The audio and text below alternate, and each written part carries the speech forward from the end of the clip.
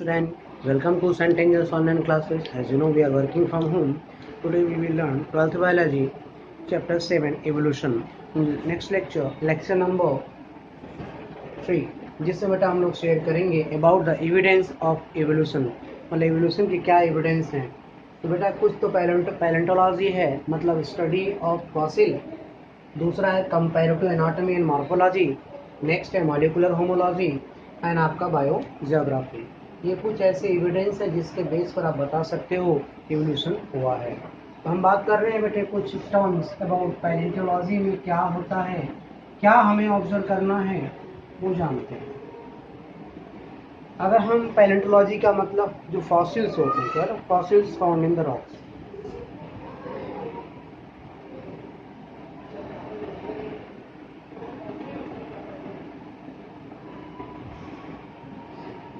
चट्टानों में बेटा फॉसिल्स मिलते हैं, ठीक है ना, और ये सपोर्ट करते हैं organic evolution.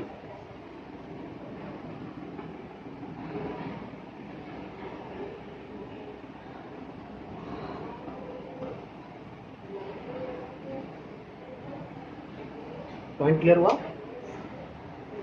Fossils found in the rock support organic evolution. Rocks कैसे बनते हैं बेटे? Rocks are formed bye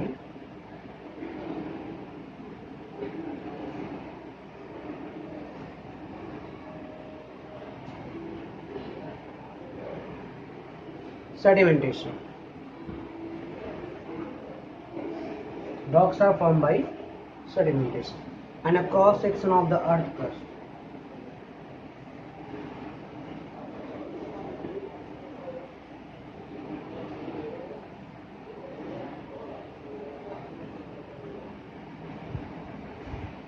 Cross section of earth crust, ठीक है बेटा, indicate the arrangement of the sediment. ठीक है बेटे, क्या बोलोगे? Indicate the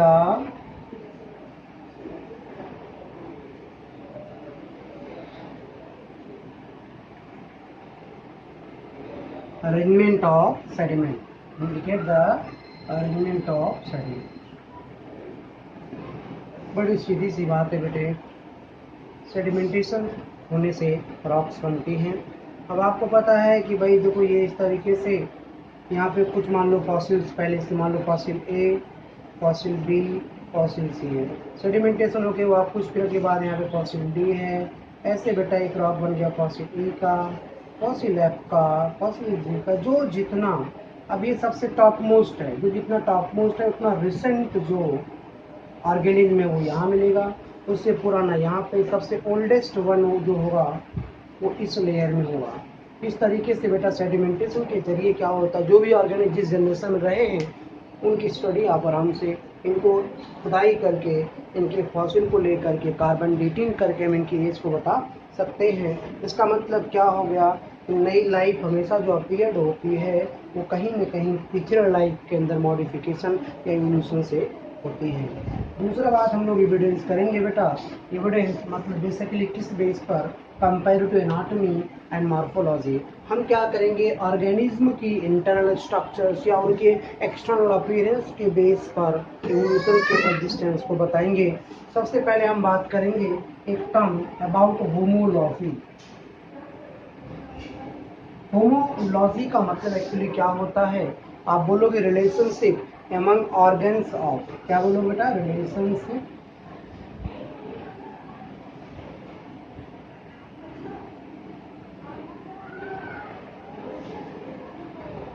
relationship among organs of, कैसे ऑर्गन्स, कहाँ के organ? Organ of different group of organism, organ of बेटा different group of organism,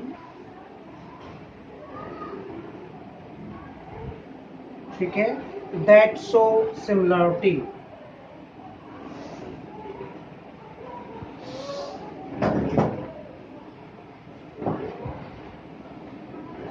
that show similarity. किसमें बेटा सिमिलरिटी दिखाते हैं? In basic structure,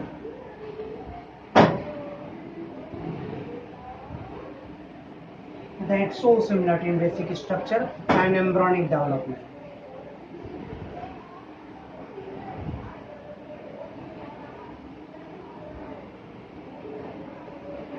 embryonic development, उनका बेसिक डिजाइन बिल्कुल सिमिलर होता है, राइट है, लेकिन उनके फंक्शन अलग अलग होते हैं, बट परफॉर्म डिफरेंट फंक्शन, अलग अलग काम करते हैं। अब अगर हमको एग्जांपल कुछ ले लेते हैं तो आप ये मान के चलिए कि हम लेते क्या बेटा, बोन्स ऑफ फोर लिम्स, क्या बोलोगे, बोन्स ऑफ फोर लिम्स, किसके बोन्स, किसके फोर लिम्स बेटा, एग्जांपल ले लो, बैट के,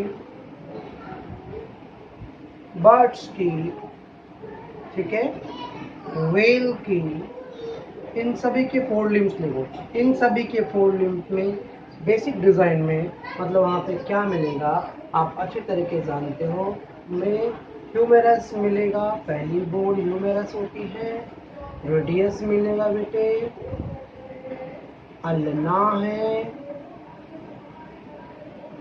ठीक है, कार्पल्स है, मेटाकार्पल्स है, एंड फेलेट, ठीक है बेटा। मतलब अगर हम फोर लिम्स लें, बैट के, बर्ड्स के, व्हेल के, तो उन सब में कॉमन बेसिक डिजाइन, सब में ह्यूमेरस है, सब में रेडियस अल्ना है, सब में कार्पस, मेटाकार्पस एंड फाइलेंजेस है, ये कॉमन बोन्स, लेकिन सबका फंक्शन बेटा अलग अलग है। ऐसे ऑर्गन्स को हम लोग होमोलोगस ऑर्गन बोलते हैं। These organs are homologous organ, क्या बोलोगे बेटे, होमोलोगस ऑर्गन। अच्छा, इसके एग्जाम्पल और आप एक ले सकते हो, अगर हम प्लांट की बात करें, thorn of bougainvillea and tendril cucurbita, thorn of bougainvillea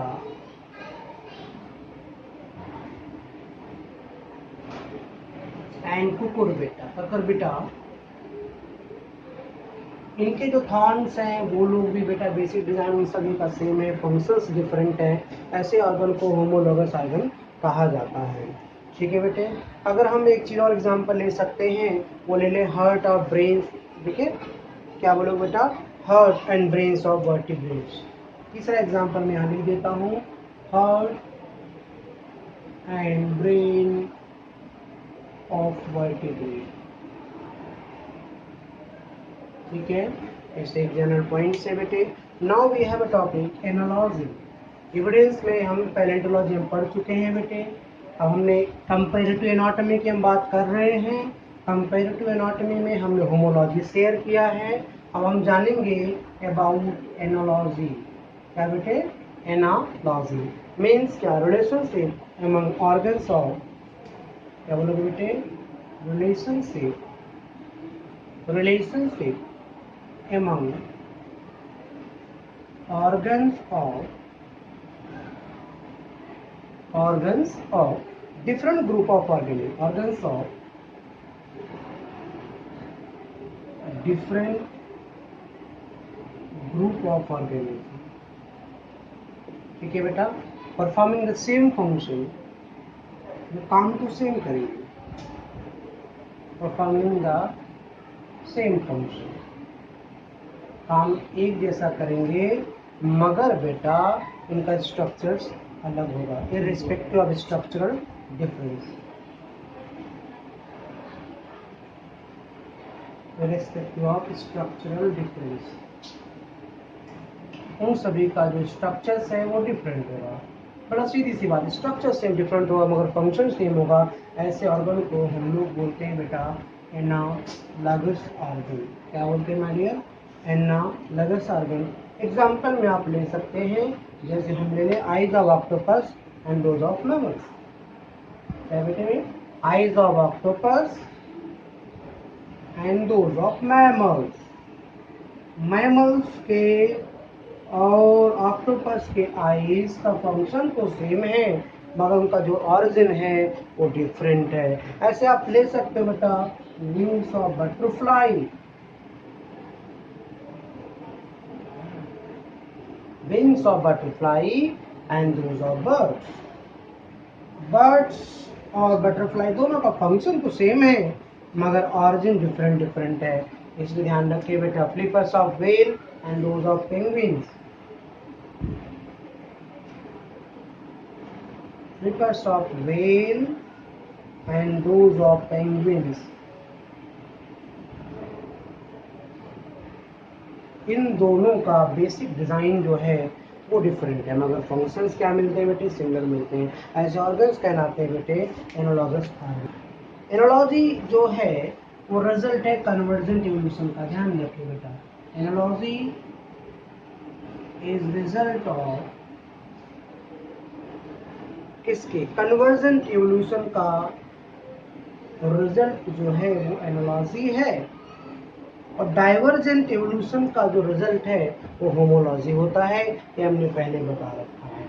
ठीक है बेटे, तो इनमें क्या होता है, similar habitat condition have selected for similar adaptive features. तो ये जनरल बात हो गई एनालॉजी। अभी तक हम डिस्कस कर रहे हैं about comparative anatomy of and morphology of different kinds of organism. अब हम अगला लेंगे बेटा अबाउट मॉलिक्यूलर बायोलॉजी की बात करेंगे। अगर हम मॉलिक्यूलर के बेस पे देखें तो हर ऑर्गेनिज्म के अंदर बेसिक डिजाइन क्या मिलेंगे, लगभग सेल कंटेंट सेम होता है। किसी सेल के अंदर जानते हो तो आपको सबसे पहले सेल मेम्ब्रेन मिलना है। सेल मेम्ब्रेन कंटेंट वही लिपिड एंड प्रोटीन्स है। सेल मेम्ब्रेन के अंदर आओगे साइटोप्लाज्म होगा, सेम मॉलिक्यूल्स उसके अंदर भी अवेल हैं, वही कार्बोहाइड्रेट प्रोटीन्स है, वही सेल ऑर्गेनिल्स है। चाहे बेटा आप किसी भी यूकैरियोट्स के ले लें, एक प्रोटिस्टा से स्टार्ट कर डालो और लास्ट ह्यूमन के अंदर सेल को देखो, तो आपको सभी के अंदर जो मॉलिक्यूलर बेस पर स्टडी है, जो जेनेटिक मटेरियल है, वो कहीं ना कहीं आपको सिमिलर नजर आएगा। सभी के अंदर डीएनए होगा, सभी के अंदर कार्बोहाइड्रेट होंगे, सभी में फैट होगा, वाइटामिन होंगे, मिनरल्स होंगे। अगर हम एक प्रोटीन की स्ट्रक्चर को देखें तो वही बेटा क्या करेगा, सिमिलर मिलेगा। ठीक है, बाकी हम बोलो नेक्स्ट टॉपिक डिस्कस करेंगे।